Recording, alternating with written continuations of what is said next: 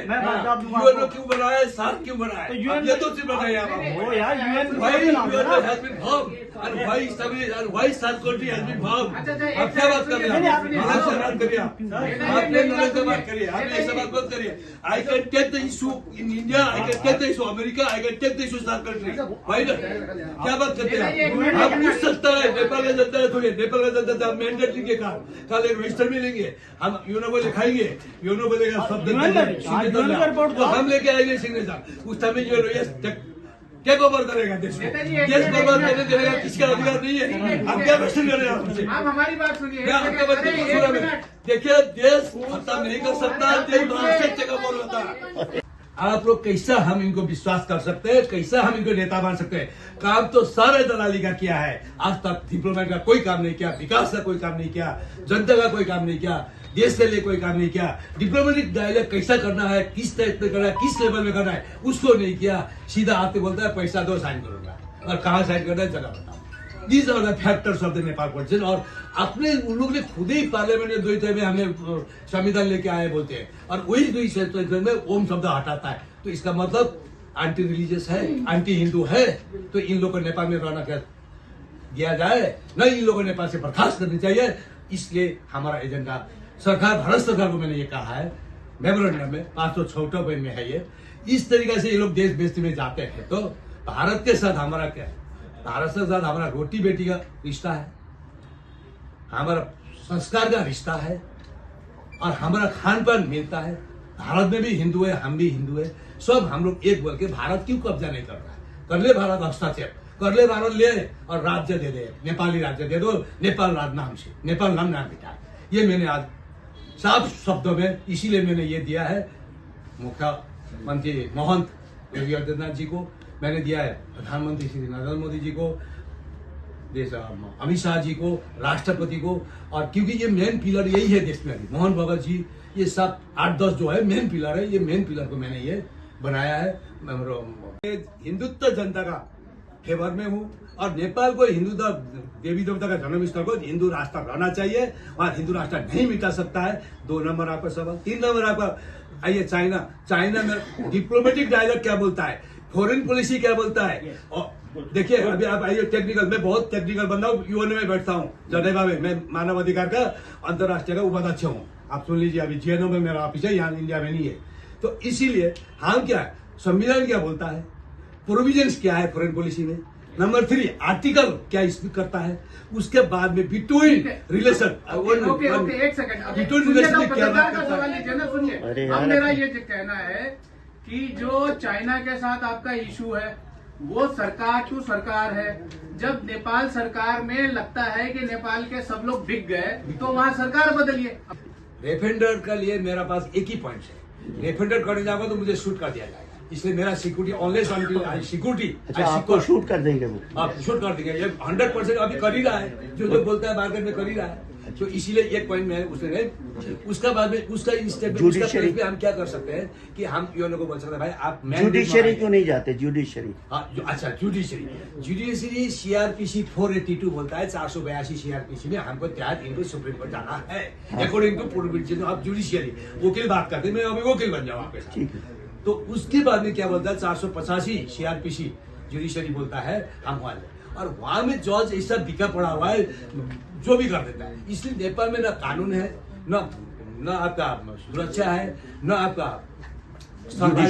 Survival है, ना हमारा धर्म बचा रहा है। तो नेपाल ऐसा बिगड़ गया है, तहस नहस हो चुका है। इसलिए नेपाल में उसमें भी हमको उम्मीद नहीं है कि हमको 482 में 482 के तहत मुझे जो तरीका से चल रहा है, इस तरीका से तो ना देश बचेगा, ना जनता बचेगा, ना युवा बचेगा।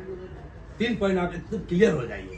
इसीलिए उसको बचाने के लिए जनता बचाना है, देश बचाना है, और नेपाल का नाम बचाना है, और वहाँ का खाने पीने के लिए, सर्वाइवल के लिए उन लोगों को व्यवस्था करना कि नेपाल एक देश ऐसा है, बहुत छोटी देश है, और बहुत सुंदरता है, और बहुत अच्छे पहाड़ों से, और 4,36,000 तरह के जाति भाषा सब वहाँ रहते हैं।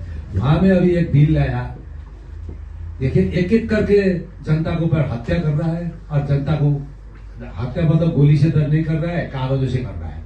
और जैसा एक बिल लाया, जो बिल था आपका ओम शब्द। ओम शब्द मेन शब्द माना जाता है संस्कृत में, क्योंकि आज हम एक हिंदू लीडर नेता होते हुए मैं ये कहना चाहता हूँ कि ओम शब्द हटाने से तो बचा क्या, उसका रीट तोड़ दिया और पार्लियामेंट में पारित किया गया है और वो संविधान के खिलाफ पारित किया गया है। संविधान में बोलता है धारा 26 स्वतंत्र प्रभाव से रिलीजियस इंडिविजुअल एक्ट लोग ने लाया और उपधारा 3 में लिखा है अगर कोई धर्म परिवर्तन करता है तो उसका ऊपर कार्रवाई होगा, दंडनीय होगा। तो सांसदों ने खुद ही किया, तो अब सांसद बना जाए ना संविधान बना जाए ना इनका ऊपर कार्रवाई किया जाए। ये 3 मुद्दा बना हुआ जटिल मुद्दा है और इस तरीका का सांसद को हम क्या सांसद माने, ना इनको हमने आज संविधान को माने, ना हम जनता को माने। यहाँ 3 मुद्दा बना हुआ है, ये आप लोग विचार विमर्श करिए और सोचने का समय आया। और दूसरा, एक एनजीओ 1860 एक्ट का एनजीओ धर्म परिवर्तन कराने के हेतु एमसीसी मिलेनियम चैलेंज कॉर्पोरेशन एक बिल एनजीओ को लेके आके नेपाल में ये लोग ने पार्लियामेंट में इंट्रोड्यूस किया और नेपाल सरकार साथ सहभागी बनाया और नेपाल सरकार का जनता का जो आया है, जो पैसा आता है, जनरेट होता है रेवेन्यू में नेपाल गवर्नमेंट में, उसका 25% एनजीओ को दिया जाएगा, एमसीसी को दिया जाएगा और एमसीसी वो खर्च हिसाब देने का कोई जरूरी नहीं है, हिसाब भी नहीं देगा एमसीसी, उसको कुछ नहीं करेगा, वो जैसा ये चाहेगा वैसे ही करेंगे, ऑडिट देने का जरूरत है। इस तरीके से ये लोग पार्लियामेंट में बिल इंट्रोड्यूस किया गया, उसमें सारा नेता एक हो गया, दरवाजा बंद करके पास कर दिया। और 3 नंबर में आइए, उसी तरीका से आज एक डिजिटल मीडिया, सोशल मीडिया, पत्रकार, ये सारे चैनल, ये सबको बंद करने के लिए एक बिल पार्लियामेंट में एक बिल पेश किया गया है, विधायक पेश किया गया है, वो अभी चल रहा है, पास नहीं हुआ है, अभी उसमें चर्चा और इन लोगों का मंथन चल रहा है। कल उपेंद्र यादव को बुलाया केपी ओली ने और शेरबाबू देवबा, केपी ओली का 2/3 बहुमत है और उसके बाद उपेंद्र यादव को देके 2/3 मेजोरिटी चाहिए एक बिल पास करने के लिए, इसलिए उपेंद्र यादव को आगे कोई इन लोग ने अपना एक संघर्ष करके और जनता से लूट के उसको पैसा दे के वो मेरा समर्थन में आओ बिल काल किया जाए बोल के यह काल ये लोग का चर्चा चल रहा है। क्योंकि जिस तरीके से ये लोग प्रहार करते जा रहा है एक से दूसरा देश, तो इस तरीके से तो देश नहीं बचेगा। ना नेपाल नाम जुड़ा हुआ है संस्कृत से। समुद्रगुप्त मौर्य जब फर्स्ट राजदूत हिंदुत्व का बने थे, उन्होंने एक वेद में लिख के गया नेपाल एक संस्कृति नाम है, नेपाल नाम नहीं मिटा सकते हैं।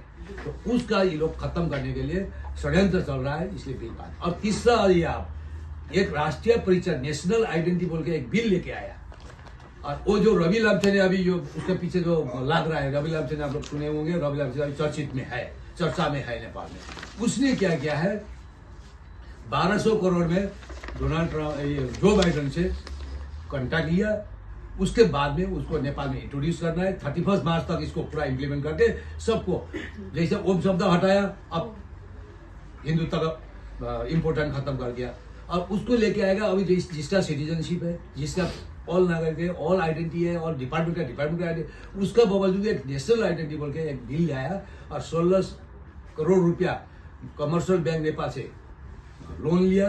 1200 करोड़ रुपया जो बाइडेन ने दिया डॉलर में, जैसे एमसीसी में दिया 55,000 करोड़ रुपया देके एमसीसी पास किया घूस खा के, तो इसमें भी ये लोग ऐसा घूस लेकर उसको पास करने के लिए बिल इंट्रोड्यूस किया और उसको जबरदस्त इंप्लीमेंट करने के लिए डिस्ट्रिक्ट में डिस्ट्रिक्ट एडमिनिस्ट्रेटर को दिया है कि जो अगर नेशनल आइडेंटिटी नहीं रहेगा तो यहाँ रहने नहीं सकेगा। तो इस तरीके से लोग फोर्सफुली जनता को दबाकर, जनता को डराकर, जनता को धमकाकर इस तरीके से ये लोग आइडेंटिटी कार्ड बना रहे हैं। और उसमें क्या क्या कंडीशन है, जो शादीशुदा हुआ हमारा देविया है, माताएं हैं, सब जो भी है, बहन है, उनका सिंदूर नहीं लगा सकते जब फोटो खींचेंगे आइडेंटिटी का, 1 नंबर कंडीशन। 2 नंबर कंडीशन, चूड़ी नहीं लगा सकते, चूड़ी को निकाल देना पड़ेगा, फोड़ना पड़ेगा। 3 नंबर, मंगलसूत्र उतारना पड़ेगा।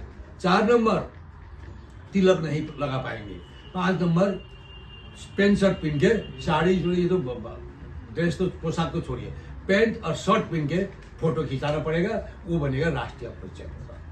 तो इस तरीका दोखलापंथी, इस तरीके का दोहरा चाल, इस तरीके का जनता का ऊपर हत्या, डायरेक्ट हत्या है, इनडायरेक्ट हत्या है।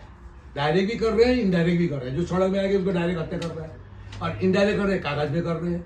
तो कैसा देश बचेगा? न नेशनलिज्म रहेगा, न सिक्युलरिज्म रहेगा, न सिक्योरिटी रहेगा, न आइडेंटिटी रहेगा, न आपका सर्वाइवल रहेगा। कोई आदमी सर्वाइव कर पाएगा? और एक साल में 20 लाख युवा बाहर विदेश जा रहे हैं। भारत में हमें 18 लाख नेपाली है, दिल्ली में ये काम करते हैं, BA पास है, काम नहीं है, वेटर करेंगे, कुछ करेंगे, इस तरीका का ये माहौल बना। लाखों नेपाली सिटीजन ने बोल चुका है, साहब जोड़ा दो, हम लोग मर गया, खाना नहीं है, आप पैसा बाहर जाके कमाना पड़ता है, आने से पत्नी भी नहीं मिलता है, पैसा भी नहीं मिलता है, इस अवस्था हमारा है। इसलिए आप हमको कम से कम कर दो, हमको रोजी तो भारत देगा, इतना तक वो लोग ने बोल चुका है। मैं उसका गवाह भी आप लोग को दे सकता हूँ। लेकिन हम क्या है कि उसको हम करने के लिए पहले हमको पूरा देखना पड़ेगा टेक्निकली हम क्या क्या प्रोविजन है, क्या प्रोविजन लेट डाउन करता है मिनिस्ट्री ऑफ एक्सटर्नल अफेयर्स में, क्या फॉरेन पॉलिसी में प्रोविजन है, उसको भी हमको देखना पड़ता है। Subscribe now and press the bell icon. Never miss an update.